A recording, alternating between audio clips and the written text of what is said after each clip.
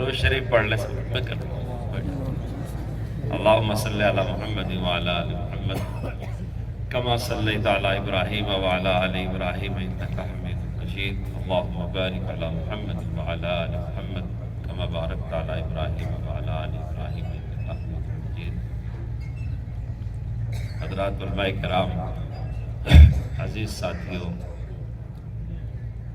اللہ تعالیٰ آپ لوگوں کو جزائے خیر دے۔ آپ دین کی نسبت پر اتنی دیر سے یہاں بیٹھے ہوئے ہیں، جتنا بھی آپ کا شکریہ ادا کیا جائے کم ہے۔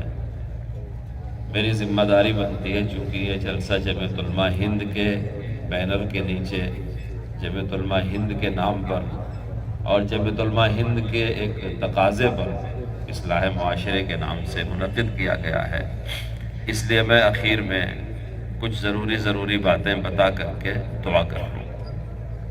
میرے عزیز دوستو، جمعیت علماء خالص ایک دینی جماعت ہے، لہٰذا ہمارے جلسے اور ہماری نشستیں سیاسی جلسوں کے انداز کی نہیں ہونی چاہیے، اور وعظ بیان تقریر میں کسی کا نام لے کر کے، کسی طبقے کو نشانہ بنا کر کے، جیسے سیاسی قائدین کا طریقہ ہوتا ہے کہ وہ ایک دوسرے پر تانا اور نشانہ لگاتے رہتے ہیں، ہمارے دینی جلسوں کا یہ انداز نہیں ہونا چاہیے۔ اس لیے بہت ہی سنجیدگی سے ہم کو جس مقصد کے لیے جلسہ ہوا ہے اس مقصد پر بات کرنی چاہیے۔ اسی طرح جمعیت علماء اس ملک کی 100 سال سے زیادہ کی اللہ والوں کی علماء ربانی کی ایک تنظیم ہے جو اللہ کی تائید سے کام کرتی ہے۔ اللہ تعالیٰ نے اس سے بڑی خدمات لیا ہے۔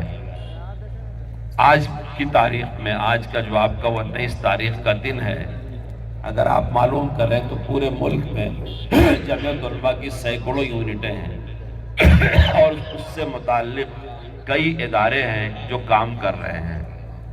بہت سے لوگ مدتوں میں وہ کام نہیں کرتے جو جمعیت کے خدام ایک دن میں اور ایک وقت میں کر لیا کرتے ہیں۔ ہم کو ان بزرگوں کی نسبت کا لحاظ کرنا چاہیے، ہمارے کام منظم ہونے چاہیے۔ آپ کا مجمع ماشاءاللہ بہت ہی منظم ہے، آپ کی یہ سرزمین بڑی زرخیز ہے۔ میں سنتا تھا، اس سے پہلے ممبر سازی کے موقع پہ آیا تھا، آج قریب سے میں نے اتنی بڑی خلقت کو دیکھا کہ یہ ٹس سے مس نہیں ہو رہے ہیں، 4-5 گھنٹے سے بیٹھے ہوئے ہیں۔ آپ کے وقت کی ہم کو قدر کرنی چاہیے۔ مجمع میں ایک بہت بڑا طبقہ ہے۔ میں سوچ رہا تھا کہ اکثر میں جلسوں میں جاتا ہوں، سامنے صفوں میں بغیر داڑھی کے لوگ نظر آتے ہیں، یہاں بہت غور سے تلاش کرنا پڑ رہا ہے، تب باریک حاشیہ کہیں بغیر داڑھی کا نظر آ رہا ہے، ورنہ مجمع بہت ماشاءاللہ داڑھی والا مجمع ہے، ٹوپی والا مجمع ہے۔ جو بھائی بغیر داڑھی والے ہیں، اگر آج وہ نیت کر لیں، انشاءاللہ ہم بھی اب سے رکھ لیں گے سنت والی داڑھی جس میں کنگھی کی جا سکے، ایسی۔ حضرت صدر محترم دامت برکاتہم ملک میں جہاں سے گزرتے ہیں داڑیاں اگنی شروع ہو جاتی ہیں، کیونکہ وہ سب پر نکیر کرتے ہیں اور سب سے نیت کرواتے ہیں، تو ہم بھی نیت کریں، انشاءاللہ ہم بھی داڑھی رکھیں گے۔ ایسے آپ کی بہت ساری خوبیاں ہیں، اور یہی وجہ ہے کہ اس ملک کی کوئی بھی تحریک، کوئی بھی دینی کام، کوئی بھی مدرسہ، کوئی بھی ادارہ بہار کے علماء سے، بہار کی عوام سے مستغنی نہیں ہو سکتا۔ بڑے بڑے شیوخ، بڑے بڑے محدثین، بڑے بڑے مفسرین، بڑے بڑے قائدین، بڑے بڑے منتظمین اسی سرزمین سے پیدا ہوئے ہیں، جنہوں نے صرف ایک صوبہ، ایک ضلع نہیں بلکہ پورے ملک کو نئی سمتیں دیا۔ یہ اس میں آپ حضرات کے سچی طلب کو اور آپ کے شوق کو اور آپ کی اس تواضع اور بے نفسی کو بہت دخل ہے کہ اللہ نے آپ کو قبول فرمایا ہے۔ بہت سے ماں باپ ہیں جو صرف کھیتی اور کسانی کے علاوہ کچھ نہیں جانتے، لیکن ان کی اولاد حدیث کی ماہر ہے، قرآن کی ماہر ہے، تجوید کی ماہر ہے، بڑے بڑے مدرسوں میں درس دے رہی ہے۔ اس نعمت کی ہم کو قدر کرنا چاہیے۔ میں علماء کرام سے بھی کہوں گا کہ آپ اپنی عوام کی حق تلفی نہ کریں۔ آج آپ نے ان کو 11 بجے دن کا وقت دیا ہے اور مغرب کی نماز 4:45 بجے ہوئی ہے، جب سے یہ غریب قوم اب تک بیٹھی ہوئی ہے۔ اس میں بہت سے لوگ شوگر پیشنٹ ہوں گے، بہت سے بوڑھے ہوں گے، بہت سو کو دور تک جانا ہوگا، بہت سو کو تقاضا ہوگا بشری طبیعت کا۔ اگر قوم سن رہی ہے تو ہم سنانے والوں کو بھی تھوڑا محتاط ہونا چاہیے، اس لیے جلسہ بہت منظم کرنا چاہیے۔ جب میں حاضر ہوا، صدر محترم صاحب کا خطاب ہو رہا تھا، میں نے سمجھا ٹھیک ہے، اس کے بعد دیکھا تو تجاویز شروع ہو گئی، اس کے بعد خطبہ استقبالیہ ہوا۔ تو اس لیے میں نے سوچا کہ جب سب آگے پیچھے ہو رہا ہے تو تشکر کلمات بھی ادا کر دیے جائیں۔ پھر اس میں بھی آپ نے دیکھا کہ جو میرا خیال تھا وہ صحیح نکلا کہ وہ تشکر کے کلمات کو بھی حاشیے کی ضرورت تھی۔ پھر میں نے خود ہی کہا کہ آپ کر لو۔ میں اپنے ان علماء سے کہوں گا، آپ جمعیت علماء سے وابستہ ہیں تو جمعیت علماء کا کام اس کی تنظیم کے مزاج کے مطابق کیجیے۔ آپ دستور پڑھیے، ہم نے آپ کو عملی جد و جہد اور تعمیر و ترقی کے پروگرام کی کاپیاں دیا ہے۔ جو آپ نہیں جانتے، میں الحمدللہ جماعت کے خدام کا رات کو 1 بجے تک فون اٹھاتا ہوں۔ آج مولانا نسیم صاحب نے مجھے یہاں جتنی دیر بیٹھایا، میرا نمبر دیکھیں کتنے سارے جماعت کے احباب کے فون آئے ہوئے ہیں۔ میں آپ کی اسٹیج کے احترام میں کسی سے بات نہیں کر سکا، اب ان بیچاروں کو صبح معذرت کروں گا۔ تو آپ یہ سمجھیں، خاص طور سے ہمارے علماء کرام کہ سب سے قیمتی قوم کا وقت ہوتا ہے۔ آپ یہ کوشش کریں کہ تھوڑے سے وقت میں اپنی قوم کو زیادہ باتیں بتا دیں۔ جمعہ کے دن بھی اپنی مسجدوں میں آپ مخاطب کریں تو وقت کی پابندی کریں، پہلے سے تیاری کر لیں، 10 منٹ میں، 15 منٹ میں۔ قاری امیر حسن صاحب رحمۃ اللہ علیہ اسی بہار کے تھے، سیوان کے ضلع کے تھے، اور اپنے زمانے کے بہت بڑے پیر و مرشد گزرے۔ مجھے یاد پڑتا ہے اس وقت آپ کے اس ریاست کے، پتہ نہیں اب پرنسپل سیکریٹری صاحب رہ گئے یا نہیں رہ گئے، ان کا پورا خاندان قاری صاحب سے بیعت تھا، اور دنیا میں قاری امیر حسن صاحب کے ہزاروں مریدین تھے۔ ایک انجینئر صاحب حرم میں کام کرتے تھے، انہوں نے کہا میری خواہش ہے، ہندوستان سے اتنے بڑے بزرگ آتے ہیں اور میں نہ مسافہ کر پاتا، میں بیعت ہونا چاہتا ہوں۔ قاری صاحب مجھ میں بہت شفقت فرماتے تھے، تو میں نے سفارش کیا، قاری صاحب اٹھے اور کھمبے کے پیچھے جا کے ان کو بیعت کر لیا، جیسے اس انجینئر کی عید ہو گئی ہو کہ آج قاری صاحب نے بیعت کیا۔ لیکن آپ میں سے جنہوں نے قاری صاحب کو دیکھا ہوگا، ان کا آواز 3 منٹ کا ہوتا تھا، 5 منٹ کا ہوتا تھا۔ ایک حدیث پڑھ دیا، الدین یسر، 65 سال ہردوئی کے مدرسے میں نورانی قاعدہ پڑھانے پہ گزار دیا، حالانکہ شیخ کے خاص لوگوں میں تھے، حضرت رائے پوری سے بیعت تھے، شیخ سے اجازت یافتہ تھے، اور اپنے زمانے کے جید عالم تھے، بخاری بھی پڑھا سکتے تھے، لیکن نورانی قاعدہ اور ناظرہ پر اور رسول اللہ کی سنتوں پر گزارا کر دیا۔ میں اپنے دوست احباب سارے علماء سے ان عوام کی طرف سے بڑے احترام سے اپیل کرتا ہوں کہ آپ ان کی صلاحیتوں کا، ان کے وقت کا، ان کے جذبات کا استحصال نہ کریں، صحیح اس کا استعمال کریں اور اپنے جلسے منظم کیا کریں۔ ایسا نہ ہو کہ شروع ہو گیا تو ختم ہوتے ہوتے پھر صبح ہو رہی ہے۔ میں شروع سے ذہن بنا کر کے آیا تھا کہ مجھے کچھ واز نہیں کہنا ہے، صرف چونکہ جلسہ ہمارا ہے، جو باتیں کہنے کی ہوں گی وہ اپنے دوستوں سے میں کہوں گا۔ تو جمعیت کا پروگرام جمعیت کی منشا کے مطابق ہو، جمعیت کی ترتیب کے مطابق ہو، جو ضرورت کی باتیں ہیں اسے پہلے اپنی میٹنگ میں طے کر لیا جائے۔ اسی طرح جو مسائل آپ کے ہیں، ہر ادارے کی، ہر یونٹ کی کچھ سیمائیں، کچھ حدود ہوتے ہیں۔ جو تجاویز جمعیت علماء مرکزیہ کی ہے، وہ تجاویز جمعیت علماء اضلاع کو، جمعیت علماء کی منڈل کی یونٹوں کو، جمعیت علماء کی ریاست کی یونٹوں کو بہت زیادہ اس میں فکر مند نہیں ہونا چاہیے۔ ہمارے سر پر سایہ ہے اس وقت اپنے زمانے کے سب سے بڑے عالم دین کا، جو کتنے بے گناہوں کی رہائی کے لیے کوشش کر رہے ہیں، اور جو اپنے دور کے شیخ الہند کے جانشین ہیں، حضرت مولانا سید اشرف مدنی دامت برکاتہ۔ تو جو ان کے کام ہیں وہ کام ہم کو اپنے ہاتھ میں نہیں لینے چاہیے۔ ہماری بڑی بڑی فکروں کے لیے، بڑے بڑے تنقید کے لیے، بڑے بڑے امینڈمنٹ کے لیے، بڑے بڑے مطالبوں کے لیے صوبائی اور مرکزی سرکاروں سے ہمارے سر پر ہمارے آبا اجداد بیٹھے ہوئے ہیں۔ ہم کو ہمارے دائروں کو محدود کر کے کہ کہاں سے کہاں تک ہم کیا کام کر سکتے ہیں، اس طرح سے اپنے کام کی بنیاد بنانی چاہیے، جتنا کہ ہم کر لے جائیں۔ ایسا نہ ہو کہ آج ایک جلسے میں کچھ باتیں آئیں تجاویز، 1 سال کے بعد پھر وہی تجاویز آئیں، اس کے بعد پھر وہی تجاویز آئیں۔ یہ کوئی سیاسی منچ نہیں ہے کہ اپوزیشن اور رولنگ ایک دوسرے پر تنقید کرتے رہے اور آگے بڑھتے رہے۔ جمعیت علماء سراسر دینی جماعت ہے۔ جس وقت جمعیت علماء آزادی کی تحریک میں حصہ لے رہی تھی اور ملک کی سیاست پر تنقید کرتی تھی، جو شیخ الہند مفتی کفایت اللہ مجاہد ملت کا دور تھا، اس وقت بھی جمعیت علماء دینی ہی جماعت تھی۔ ہماری عافیت، ہمارا قلعہ، ہماری پناہ ہمارے دین میں۔ اس لیے آپ نے جو عنوان جلسے کا رکھا، بڑا پیارا رکھا، تحفظ جمہوریت۔ جمہوریت کہتے ہیں وسیع اتحاد کو، اسے ڈیموکریسی کہتے ہیں، اسے سیکولرزم کہتے ہیں۔ وسیع اتحاد کا مطلب ہے زبان سے، ذات پات سے، دین دھرم سے، علاقے سے اپنی پسند اور ناپسند سے اوپر اٹھ کر کے کسی ایک مملکت کی فلاح اور بہبود کے لیے اتحاد قائم کیا جائے۔ مجھے نام یاد نہیں، ہمارے کسی ایک دوست نے کہا کہ اتحاد کلمے کی بنیاد پہ ہونا چاہیے۔ یہ اتحاد ہماری ملت کے اندر کا کلمے کی بنیاد پہ ہوگا، لیکن ہم جس ملک میں رہتے ہیں تو ہمارا ملی اور ملکی اتحاد مسائل کی بنیاد پر ہوگا۔ مسائل کی طرف بھی ہمارے ایک دوست نے توجہ دلائی کہ بے روزگاری کا مسئلہ ہے، بچوں کی تعلیم کا مسئلہ ہے، جمعیت علماء کی یہ ترجیحات ہیں۔ ان بنیادوں پہ ہم اپنے ہم وطن بھائیوں سے اتحاد کر کے، یہی جمہوریت کا تقاضا ہے۔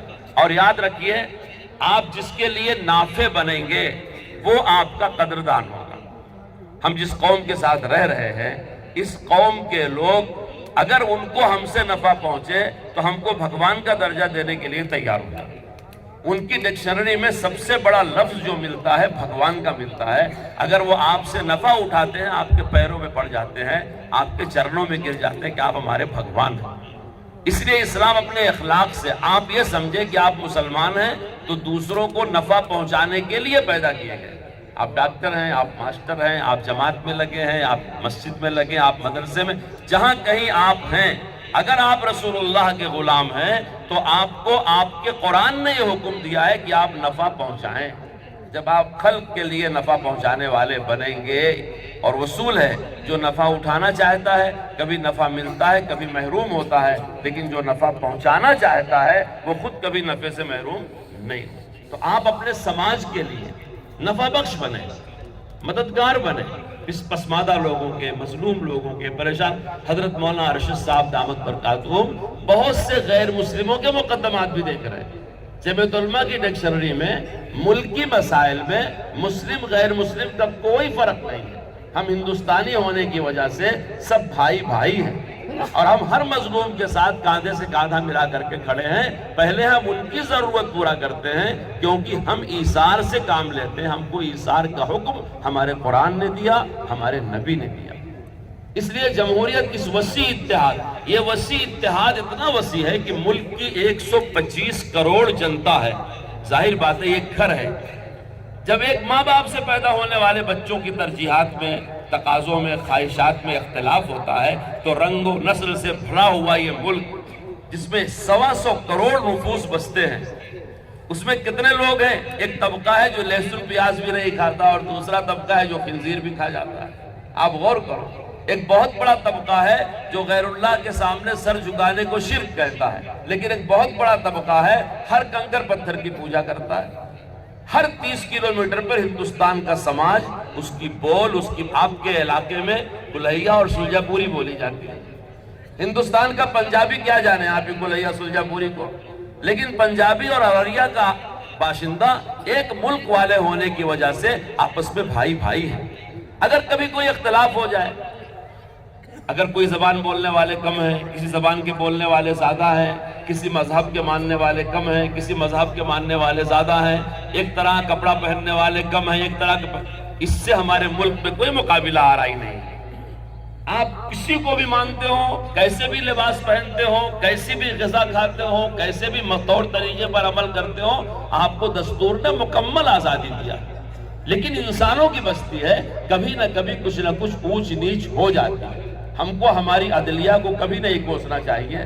مولانا ارشد صاحب دامت برکاتہم نے اسی عدلیہ سے، جس پر لوگ انگلی اٹھا رہے ہیں، مفتی عبدالقیوم صاحب کو بری کرایا ہے، جن کی پھانسی کا فیصلہ 3 کورٹ کر چکا تھا۔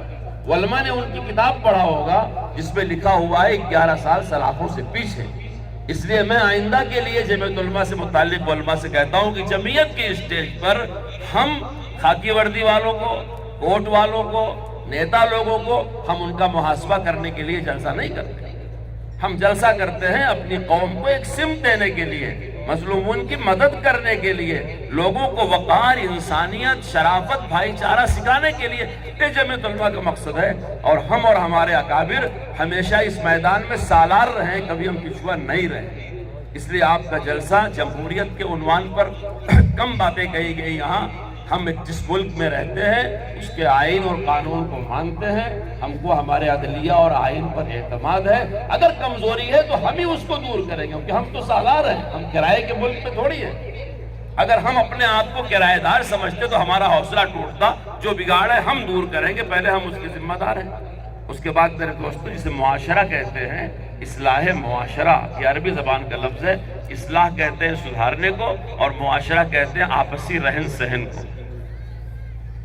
کئی افراد مل کے ایک گھر میں رہتے ہیں، اس سے ایک خاندان بنتا ہے. کئی خاندان جہاں رہتے ہیں ایک قبیلہ بنتا ہے. کئی قبیلے جہاں ملتے ہیں ایک برادری بنتی ہے. کئی برادریاں جہاں رہتی ہیں ایک گاؤں بنتا ہے. کئی گاؤں جہاں ملتے ہیں ایک شہر بنتا ہے. کئی شہر جہاں اکٹھا ہوتے ہیں ریاست بنتی ہے. کئی ریاستیں اکٹھا ہوتی ہیں ملک بنتا ہے. اور کئی ملک اکٹھا ہو تو عالم بنتا ہے. اور ہماری سوچ یہ ہے، ہم پورے عالم کو آنگن مانتے ہیں.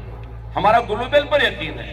عالمی قومیں جتنی ہیں ان کی بھلائیوں سے ہم فائدہ اٹھانا چاہتے ہیں، اور ہم ان کی بھی خدمت کرنا چاہتے ہیں. کیونکہ اسلام سارے عالم کے لیے آیا ہے.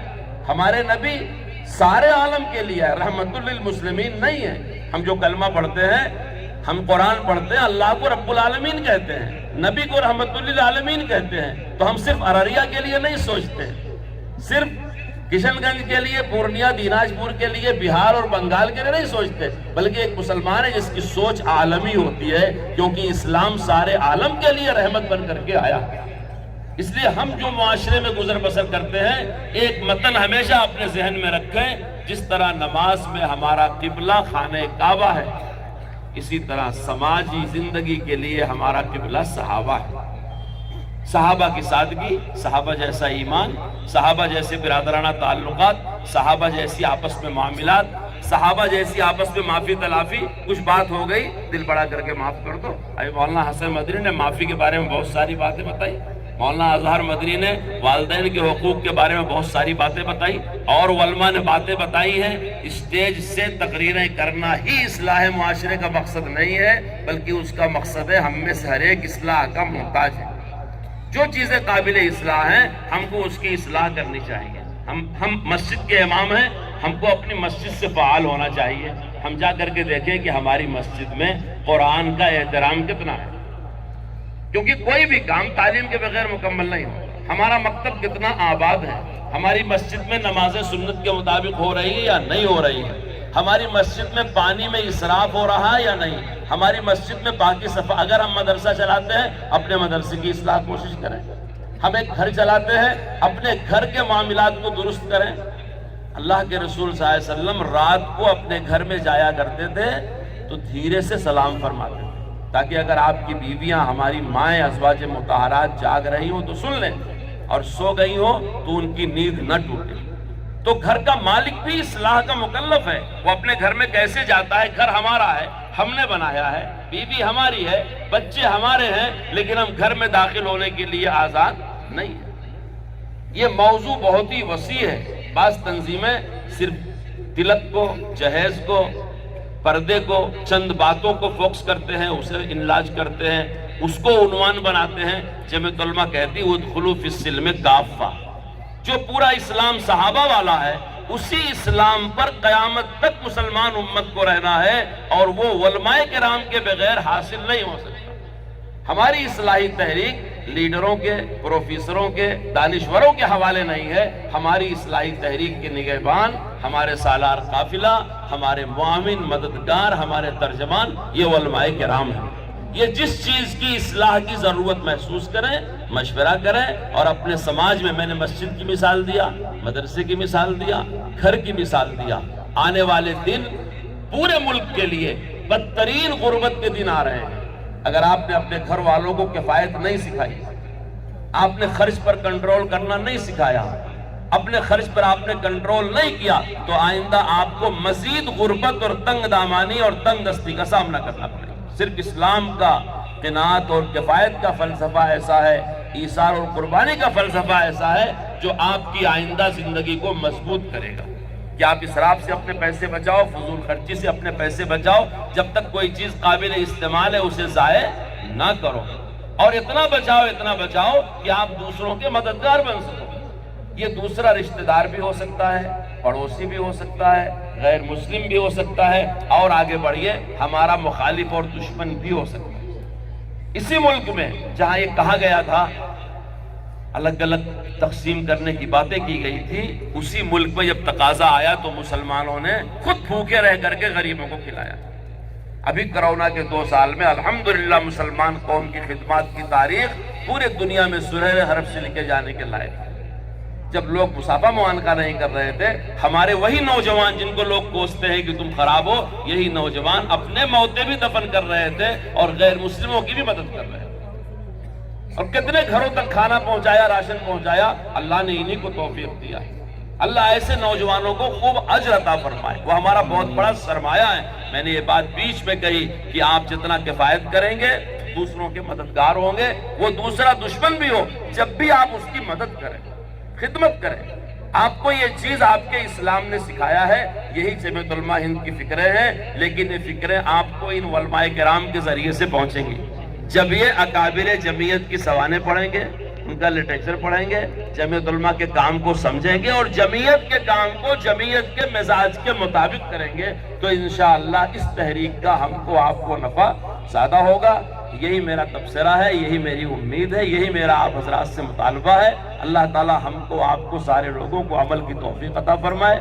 اس جلسے کے لیے جن لوگوں نے جس طرح کی بھی محنت کیا ہے اللہ قبول فرمائے۔ جو مخلصین ہیں ان کے اخلاص کی برکت سے اللہ تعالیٰ اس تحریک پہ تاثیر پیدا فرمائے۔